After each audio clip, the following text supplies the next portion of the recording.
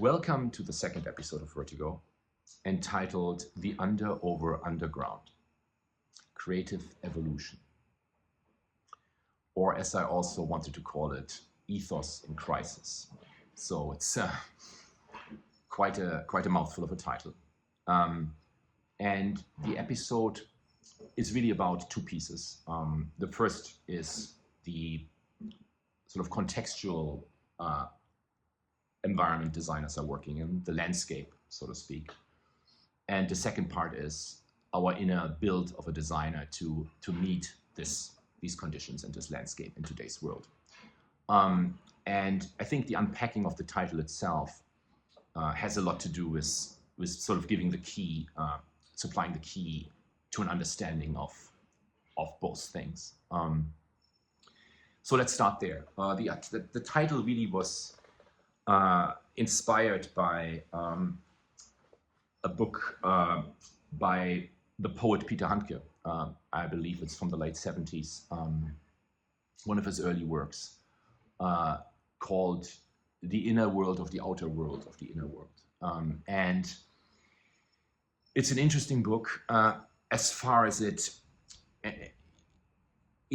projects a condition that I think designers are sort of really sort of aware of and sort of deal with it in their careers. And it's this idea of, to build an inner world in yourself that sort of meets the expectations of the outside world. As designers, we have our own ambitions and dreams and goals. But as we are approaching our creativity in the outside world, we sort of build an inner world that adapts to the outside world. So we're having sort of these different layers. There's never really a direct outlet towards the outer world from ourselves, but we build this sort of inner world of the outer world inside of us. The second unpacking of the title, as it relates to the overground underground concept, is really sort of about my definition of those two terms. And by that, when I'm talking about underground, overground, I don't only mean the sort of scruffy, subversive, sort of anti-establishment dimension of the underground and the polished sort of excess of the overground, because I believe it's much more complicated than that. To me, these things are more about intensities, and there's a really interesting book I would like to highlight here as well, which is an early edition of Semiotexte. I believe it's from the late 70s as well, and it might be volume 2 or 3 of that series, called The Return of Nietzsche. And it's this collection of small essays and deconstructions on Nietzsche's writings by different philosophers of the time. One particular essay in that book, and that's really the one this book is worth seeking out for, is called Notes on the Return by Jean-François Lyotard. And it's a fascinating essay because it talks about how the culture industry appropriates and sort of conventionalizes intensities that take birth in the avant-garde, in the underground, and to simply make them more consumption friendly and to sort of file the edges down for for a more popular use of those ideas. And I think that's more relevant than ever. And as we think about that, we also have to sort of think about this sort of dimension that the underground overground construct gives us as designers versus the death of the underground overground construct as it is sort of proclaimed much today as it relates to the flat world. That is sort of a term that sort of defined us for the last, 10 years, where we're basically saying there is no more underground, there is no more overground, everything is the same value and the same sort of dimensionality, which, if we think about it in those terms, if we think about it in terms of energies, if traditionally the energies of the underground were the thing that was attractive to the overground, but the overground does nothing but to file those edges down and make them less interesting and give less energy by its own output. If we're entering a sort of a flat world, that means that as something gets more attention through the overground, its attention rises and its intensity falls, which basically leads us to everything is just hype. And it has high attention but low intensity. And so this is really the trapping of the culture industry in itself, because as all mass-produced things, it's about efficiency and it's about avoiding sort of friction. And you're basically conditioning a society to frictionless input. So that's that book, and I would really recommend any designer, creator, thinker to download. You can't download that one. To seek that one out. And so that's quite a good recommendation. An interesting example for what we just talked about, and this sort of force field of intensities that designers and brands are operating in, would be the example of Arc'teryx, who started off as this sort of high intensity underground outdoors aficionado, true utilitarian brand, and through their progression into the mainstream and into the overground, sort of lost their intensity and sort of filed down the edges of pure utilitarianism and the DNA that originally made them interesting. The question is, as this keeps progressing, and as you start making high performance clothes for people like in my neighborhood who here in Silicon Valley who go to the office, you further and further destroy your own credibility of your original DNA towards something completely different, and it's getting more and more difficult to get back to what originally made you, the intensities that originally made you interesting and made you want it and made you believable. So from a pure believability perspective and a sincerity perspective, it is sort of our job as designers to maintain that and to maintain the original intensity of something and steer it against the sort of idea of something that is popular needs to be somewhat of low intensity and low impact in terms of depth.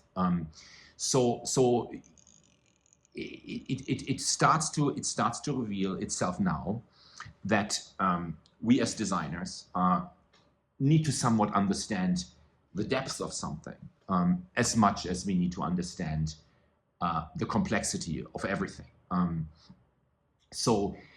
Which brings us to the next segment in this little story here, which is entitled the palette of the designer today. And that I would like to start by thinking about this sort of relationship between us and our time, because we're living in a world where everything is changing instantaneously and of high dynamics. And at the same time, we learn to think faster, and we have learned to consume quicker, and we have learned to be more impulsive and to and to consume faster.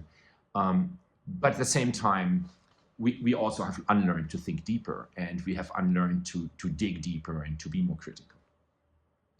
There is no denying that the world is more complicated than ever, and that the world is more microcosmical than ever. And what that really means as a designer is that the palette has completely changed from the palette that we had, even just 5 years ago. I think to be a designer today,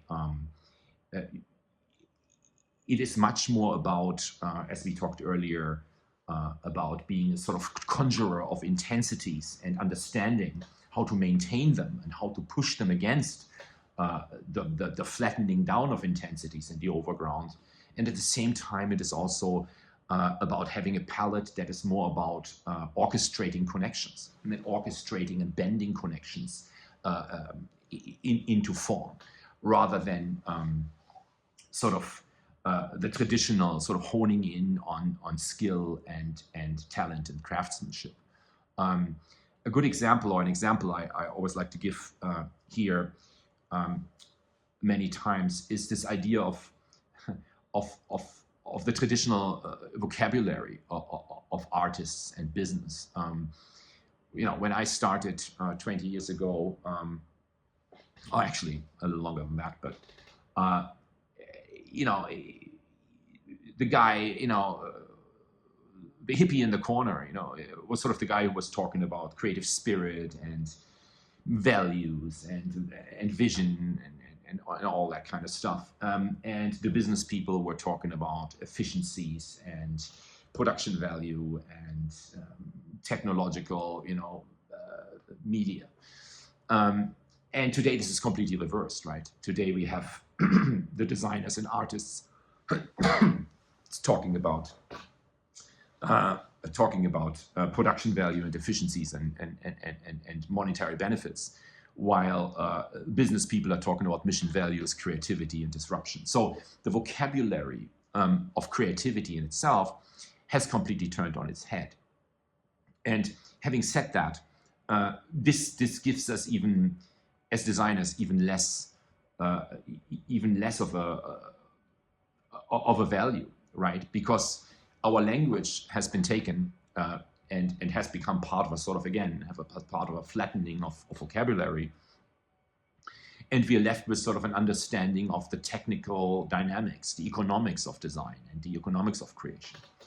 Having said that, at the same time, you know, skill, production value have become common ground and commonplace. I mean, all design now looks good, right? So the question then is, as a designer, what is your palette today, and how can you actually, you know, become again a more valuable player, or the most valuable player in a construct of, you know, a business model, or in a construct of, you know, strategic objectives, and bringing that into the real world. And you don't want to be the end point. You know, you don't want to be just the person who makes something look good. You know, the greatest compliment to a designer is not to say, "Wow, congratulations, you made us look so good." The biggest compliment to a designer is to receive the question, "Hey, what do you think?" You know. So my point is, how can we shift our position from being just doers to being thinkers? And I think that is one of the most important parts or one of the most important or the most severe lacks of design education today, is a lack of understanding of making designers thinkers rather than just doing craftsmen. And I think the time of the designers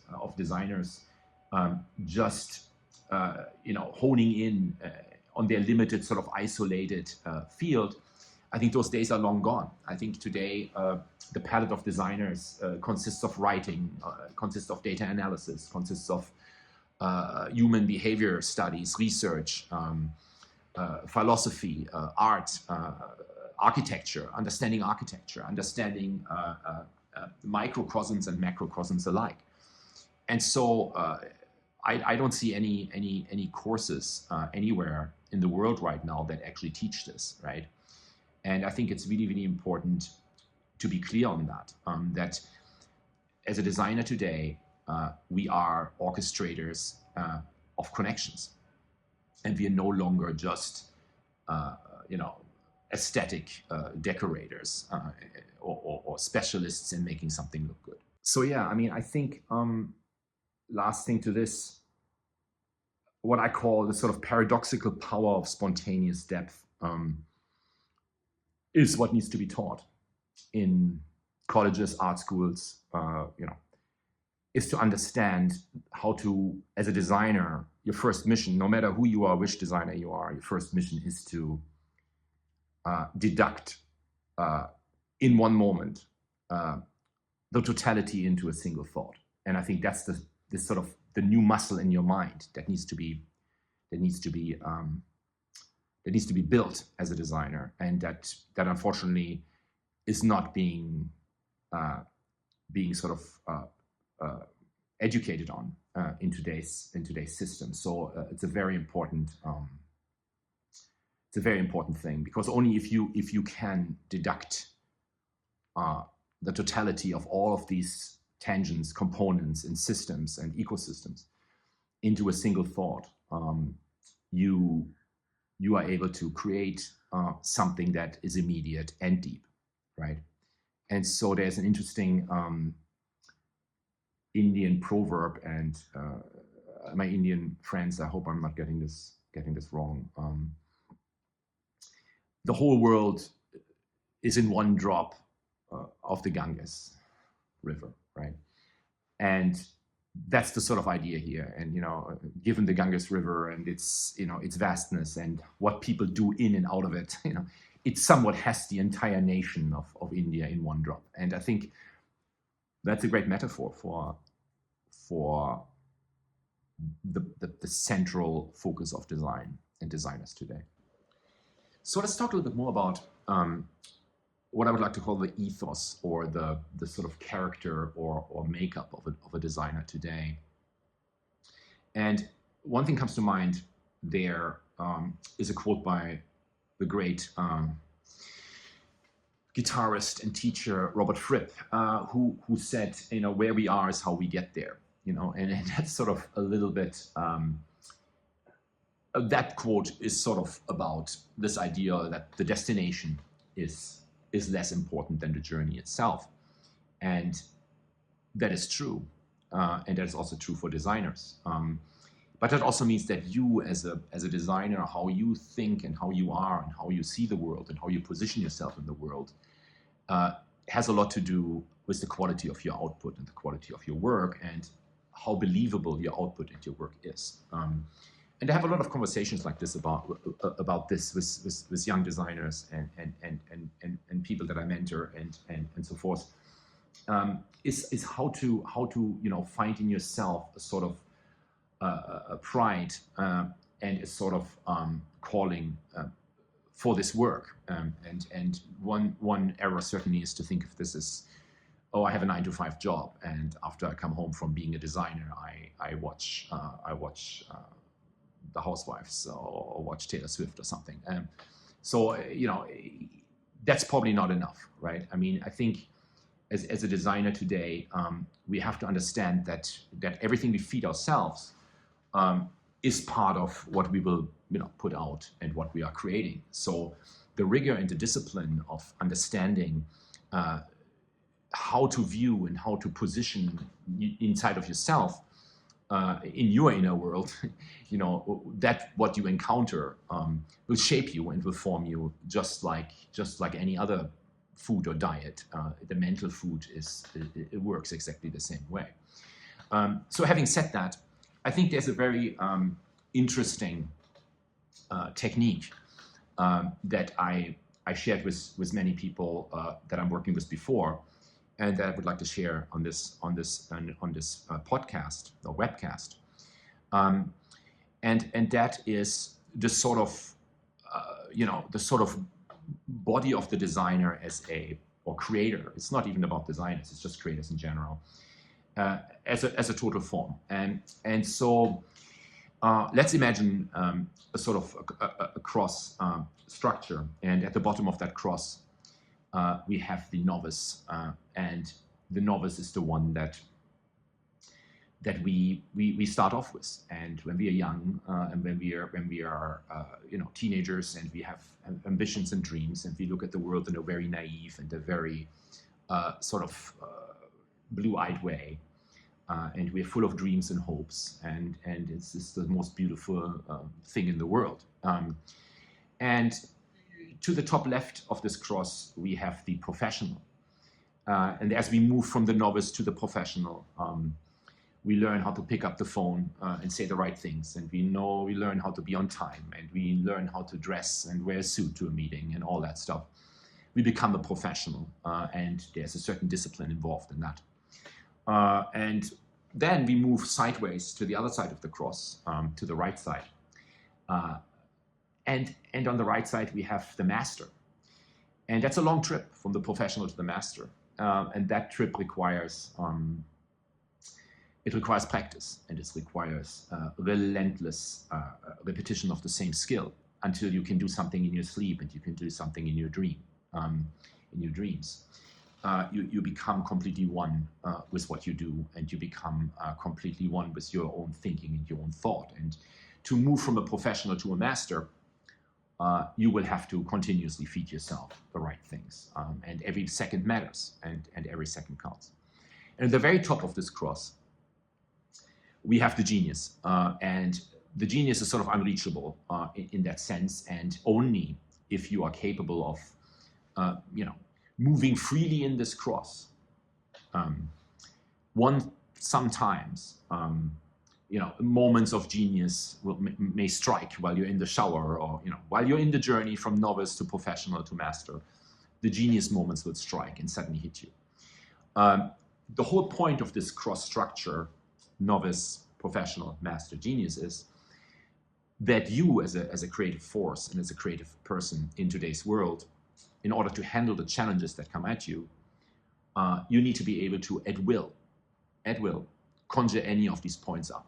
What I'm saying basically is that at will, at your own rigor and discipline, you need to jump into being a professional, or you need to jump into being a master, or you need to conjure the genius. And most difficultly, you need to be able to bring about the novice. And that is something only very, very few great designers, great creatives, great thinkers, great companies, great anything can really do. To jump from being a professional, or even to be a master, and to be very, very highly skilled and good at what you do, to on command become a novice again, and to be unpredictable, and to be courageous, and to be naive, and to be playful. And so that is your task.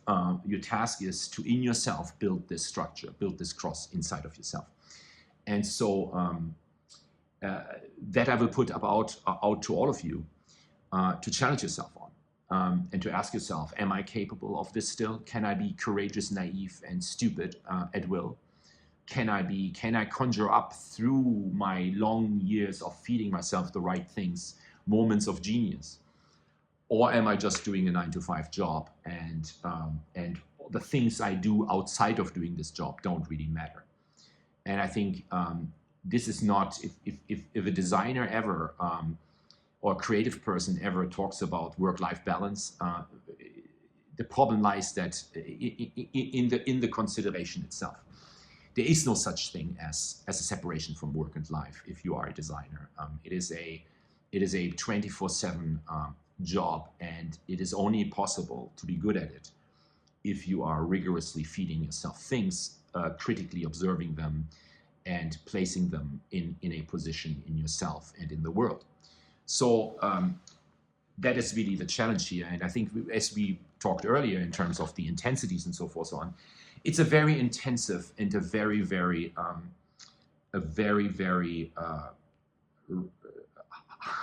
how can I say, a very sort of demanding proposition.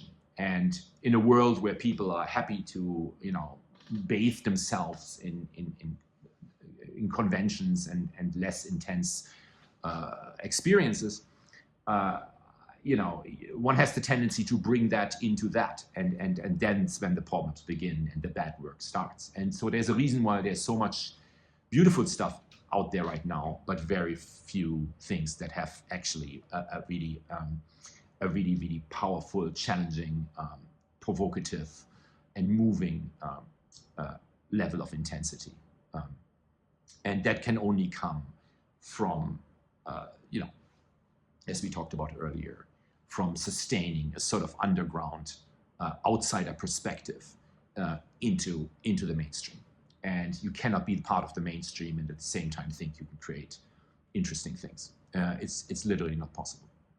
So let's talk about a few examples on really great works and creators that manage to sort of maintain a sense of intensity and energy in the overground that is usually or traditionally associated with the avant-garde. So people who really inspire, truthfully inspire through these energies, inspire curiosity and challenge us and make us and move the sort of cultural status quo forward in the world. And that is not always an obvious manifestation. I mean, these things can sometimes be packaged into something that from the outside looks as if it's a very easy to digest thing. And once you are engaging with it, it reveals a challenge, or it reveals something deeper, or you walk away from something and a few days later you think there was actually much more to this than I originally thought. And those things are really the things that are the most valuable and the most inspiring and the most rewarding, right? So let's start through some of the categories. Let's start, for example, in film. One group of directors come to mind, sort of from the old guard a little bit. These directors that sort of emerged in the 70s and took a lot of documentary filmmaking and pushed the sort of traditional sort of located more in the sort of underworld of the art of the art filmmaking and pushed it into the Hollywood mainstream. And one of them, my great hero and one of the greatest artists I can think of, William Friedkin, the director. Who really, in everything he did, always approached every project as a sort of as an underground, as if he's an underground filmmaker. And every Hollywood project he did, he brought the same energy and passion to that, as if he was making his first movie. And with that, as we talked earlier about the sort of the sort of palette of the designer, he kept on tapping into the innocence or the innocence of creation, as much as he was, channeled the genius moments through his own craft and skill, almost simultaneously in most of his movies. So there are moments of absolute genius brilliance and moments of improvised, like on the edge, sort of uncertainty in his pictures. And particularly, the testament to this is that he won Academy Awards with The Exorcist and The French Connection. And those are very commercial movies, but they're also better than most art house films, right? And even the later films he made, particularly Sorcerer and To Live and Die in L.A., have the same kind of relentless underground intensities and passion in them. And through that, he created sort of artless movies that sort of outlived their own time, but at the same time, still today, sort of move the cultural sort of pendulum forward. So really important filmmaker to study and to consider. From more recent ones, Yorgos Lanthimos, the filmmaker who made The Killing of the Sacred Deer and The Lobster and so forth and so on, almost the exact inversion of people like William Friedkin or Michael Mann. His movies are really about an artistic surface, and sort of that the inversion to these other ones lies in the fact that the artistic surface turns into almost sort of a traditional form of fairy tale storytelling in a way. So they look like art films from the outside, but the inside is almost a sort of a fairy tale structure inside of these movies, which I think, again, has this sort of mainstream appeal of like, I'm watching something very abstract, but I'm getting sucked into it and I'm starting to digest something that is much more easier for me to sort of find my way inside of it. And through that, there's sort of a high intensity that's wrapped in accessibility. And with the same thing in mind, I just mentioned Michael Mann, also somebody who sort of emerged more in the 80s, but still makes movies. I think even Ferrari, the last one, is a very, very commercial film that on the surface looks like a sort of a Hollywood blockbuster race movie, but that movie is almost like a like a wolf in sheep's clothing or something, because as you dig deeper into that film, there's sort of almost a technical precision and a sort of a documentary inversion of the Ferrari sort of biography, and it becomes almost a sort of biographical artwork or like a portrait that hits and processes on levels that are much more subversive and subliminal, and bring an intensity to the entire film that is much more of the art film world, or of the underground film world. And I think that's also was why a lot of people misunderstood that movie when it came out. I'm just going to mention a few other artists very quickly. Marina Abramovic in the art world, also again an artist who works particularly sort of on a very popular art spectrum, but every piece she does, she infuses her sort of own take of intimacy and personal sort of engagement that is unusual for art to operate in at that sort of high level, at that overground level. And same would go for someone like Wolfgang Tillmans, who I believe is probably the greatest contemporary photographer in the world, and also a famous photographer, but arguably has always and remains to be an underground photographer at the same time. If I think about fashion, there are some brands that maintain the intensities at a very high level. Rick Owens would be one of them, who is also, again, a very commercial fashion designer, but in his own through his own sort of world definition, in his own world, he has a high level of provocation, and within that, not through sensationalism, but rather through artistic integrity, is pushing the envelope always forward, and sort of maintaining a sort of cultural significance, and is not sort of feeding into the mainstream because give people what they kind of want. Same goes for Yohji Yamamoto, one of my favorite designers, who always sort of saw himself as an avant-garde creator before a sort of a commercial fashion designer, but he is a commercial fashion designer in the end. But his own, what he fights for is not that. And I would believe even a brand like APC still maintains the sort of spirit of an underground brand, and with the intensities of an underground brand, while being a globally commercial brand. So those are really great examples of that. Lastly, in music, I think that the works of like Richie Sakamoto, who sadly passed away last year, who was one of the great, probably the most famous Japanese composer, contemporary Japanese composer, and just like David Bowie, managed to always inject everything with a sense of challenge and sophistication, and he didn't make it always easy on his audience, but his audience worked with him on that, and even he did these very silly things, he still maintained a sense of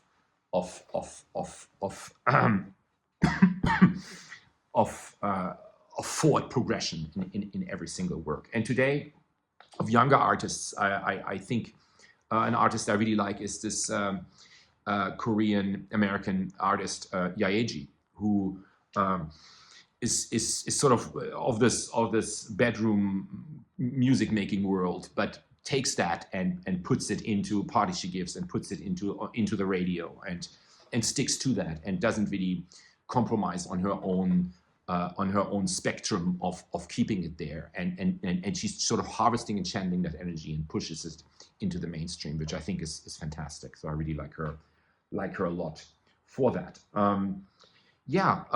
Those were some examples, and there are other ones in architecture, in literature, and I would like to hear from anyone who has other thoughts and ideas, and around that, and would love to have a discussion. And with those words, let's say goodbye for this episode, and hopefully you enjoyed this entire thing. Again, it's a lot, and that's why it's called Vertigo. And I would love to hear thoughts, feedback, and you know, oh, Mark, you make no sense here. What the heck are you talking about?